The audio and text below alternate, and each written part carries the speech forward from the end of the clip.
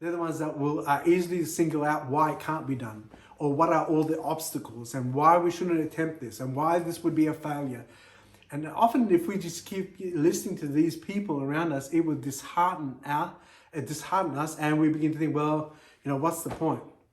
Really, am I really going to achieve this? Everybody around me tell me I can't do it. And so we become disheartened and discouraged by the negativity of those who are around us. And, we need to be cautious when we find ourselves in that position. Those people will tell you, well, we're not optimists, we're just realists. You just always see things through bright lenses. You're always positive about things. You're not seeing it clearly. And they begin to, want you to wear their glasses and to refocus your eyes and to see why it can't be done. And, that sometimes can discourage us when everybody around us wants to give up or not even begin to try. When we find ourselves in that position, we need to wait there and reassess. We need to consider what is really happening and reassess the course and reassure ourselves that the Lord, if the Lord has given us this path, these steps to take, that the Lord is with us.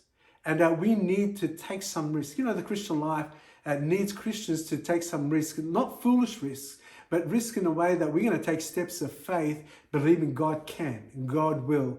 God will work for us. God will work in our favor. And be right with the Lord. Make sure that what you're doing is really of the Lord. And that's the direction He's taking you. Don't worry about what the critics are saying. Don't worry about how there might be, those who are around that are telling you, no, you're wasting your life. You're wasting your time. You could do things better. Don't listen to those critics. Just listen to what God is calling you to do. Believe that God can, and He will accomplish those things in your life. And just pray and ask the Lord to confirm that direction. Ask the Lord, say, Lord, everybody around me seems their heart is failing. They're making my heart fail.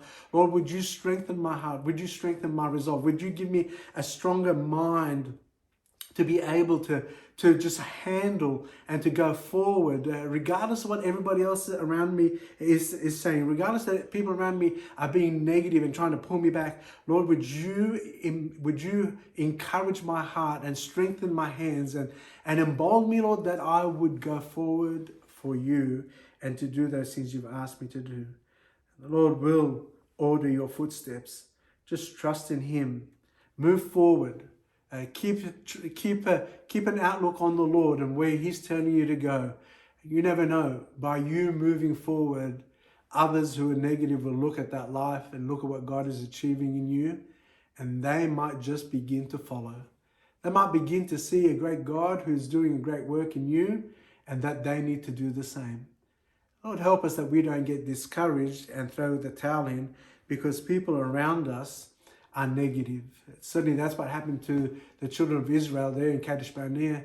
When these spies came in, they disheartened the people and they did not believe the Lord. And the book of Hebrews tells us that they missed out on God's rest because of their unbelief. Sometimes we will miss out on God's perfect will. We'll miss out on what God intended for us because of our disbelief. We got discouraged and we did not believe God will do this, or God will allow us, or God will use us. And so we get distracted, sidetracked, and we don't accomplish what God has asked us to do. And the Lord help us to shut out that noise, to boldly go before the Lord and trust in Him. And that way our hearts will rest upon Him and shut out that noise that will cause that discouragement in our life.